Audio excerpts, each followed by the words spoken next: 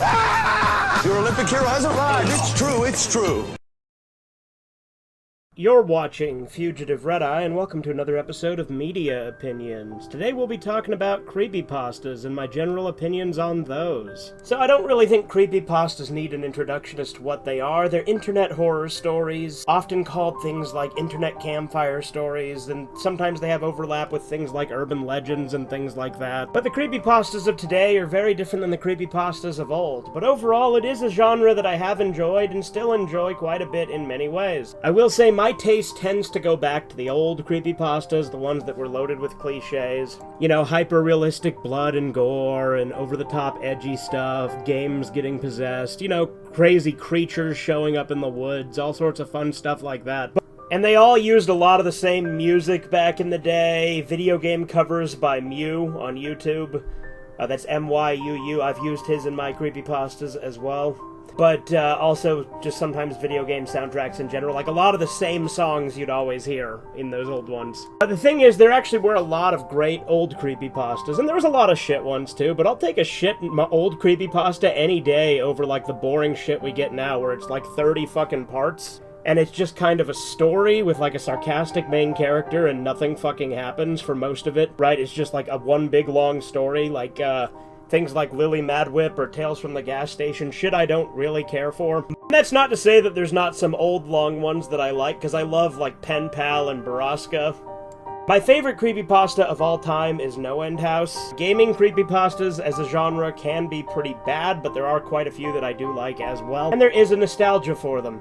My favorite gaming creepypasta is Godzilla NES. I fucking love that story. I just finished my big long reading of it. And I also do like a lot of the more urban legendy ones. The culture on creepypastas has changed pretty radically over time too. Back in the day, a lot of the times the authors didn't credit themselves, so a lot of them were anonymous. But there were also authors that made a name for themselves that wrote multiple stories. And there's plenty of YouTube channels that have done narrations, which is where most of my exposure to creepypastas came from. Predominantly Mr. Creepypasta, but I have watched some classic Mutahar back in the day as well. Although I will say Mutahar's narration is kind of bad, even in his old creepypastas. There's some where he got better, but even then, like, his best narration is nothing compared to Mr. Creepypasta's worst narration. And there's a bunch of drama with a lot of different creepypasta creators. There tends to be a lot of, crazy things that happen in that community. A lot of it is past, but there's a lot of stuff that there were issues with narration channels, and there were certain authors that didn't get along with others, and there was beef between narration channels and authors, and there was all sorts of stuff going on. It's a whole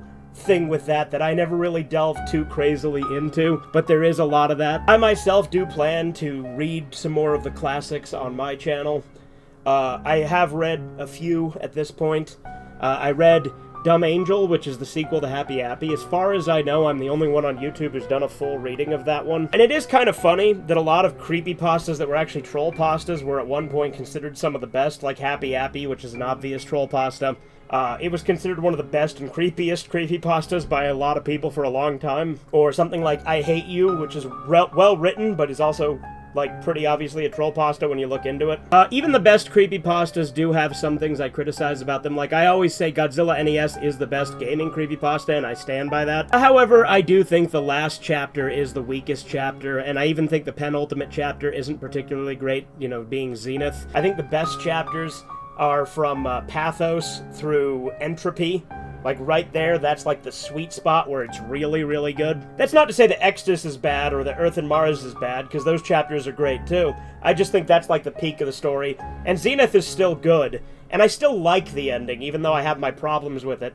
I think the stuff with, like, the girlfriend being in the game and stuff was kind of stupid. However, if you go on the logic of the sequel, Godzilla NES Replay, which is currently unfinished, the game itself actually plays on your fears. It's kind of like No End House in that regard. Like, it connects to your brain. So, part of me thinks that maybe some of the stuff that's seen in the last couple chapters of Godzilla NES aren't, like, literal, like it's just the game fucking with the main character. There's a couple of different ways you can interpret it, honestly, but it is still a great story, and the thing that really made it great was the fact that it had screenshots for the game all over the place. And there's even a really great fan game of it, which I have played through, that only goes up to Pathos, so it's not very far in the story, but it's still really fun. But yeah, I love creepypastas. Like I said, I love some of the urban legendy ones, you know, like Lavender Town Syndrome. I think you could even kind of lump Polybius in with that a little bit. Not quite, but, you know, it's kind of in the same ballpark. And then there's creepypastas that don't necessarily have, like, one set story, but are kind of everywhere and were kind of an internet urban legend. Things like Slender Man and The Rake. Not to say that there aren't individual stories for those, but Slender Man itself was actually not just one story. It was like a set of lore that was made up for a contest on the Something Awful forums, if I remember correctly. As with every fandom, I think it got worse when it became more mainstream. Something that got really obnoxious later on is the Creepypasta wiki started removing creepypastas from it because of their own view of its quote-unquote quality, which I think is a damn shame. But luckily the Trollpasta wiki has a lot of those archived. And hell, Happy Appy has its own wiki now, with it and its sequels and spin-offs. But also another thing that's kind of a little bit of a different note. It's interesting to me that people like to hate on Laughing Jack for some reason, when I actually think Laughing Jack's actually pretty good. People like to hate on it and say the dad, loves his son too much, which is really weird to me. Like, he, has, a close relationship with his son as a single father, and then he's sad that his son dies. Like, would they rather he's, throwing him against the wall and beating the hell out of him, and then, not fucking caring, just standing there like a Chad when his son's dead? Like, what the hell? There are movies and stuff that have been made for creepypastas now. I think the best adaptation I've seen was Channel Zero. I've only seen the first, season and a half of that. I never finished Season 2, although I want to, because Season 2 is No End House, but it's not based on just the original story. It's a completely unique take that just uses No End House as a concept, which I thought was really cool. The Candle Cove season was great, even though there was a couple of things I didn't care for it, like the main character's brother making the show I thought was kind of stupid, and the Tooth Child was kind of irrelevant. But yeah, I do plan to do more creepypasta readings. I've also created some creepypastas, predominantly using ChatGPT, and they've all been on Corbin's channel, although I have tweaked them and given some pretty specific prompts. I do actually plan to write some real ones myself at some point in the future, actually sit down and type some out, but that's going to take a while before I actually get the creative juices flowing to do that. But I will do that at some point, and when I do that, I'll do a proper narration of it on my channel, whenever I come up with one. Me and Corbin have talked about co-writing creepypastas and stuff for a while, too. Yeah, it's always a fun, nostalgic thing to go back to, because it takes me back to the old days of YouTube with things like Creepy Gaming, like Mullet Mike's channel. He would sometimes go over creepypastas a little bit. Not to mention, Creepy Gaming is just a super nostalgic series in general. And it's funny that I say Mullet Mike's channel, because it was originally on the Sticky Paddle, and Rich Nificent, the guy who owns the Sticky Paddle, kicked Mullet Mike off because he was more popular. So it's kind of funny that I called it Mullet Mike's channel, which, you know, whatever, fuck him. Mullet Mike was the good one anyway. Rich Nificent was just kind of a prick who was jealous. But anyway, Creepy Gaming was fun. And it's just kind of that early creepy YouTube horror is, very distinct. And I feel like creepypastas are very much a relic of that. I fucking love them. I also just liked a lot of the old, ghosts caught on tape and shit you'd see back in the day, or the cryptid videos that all played that song, Club to Death. Like I said, there are some good modern ones, but there's a lot of modern ones I just don't care for, because they're not written in the same way.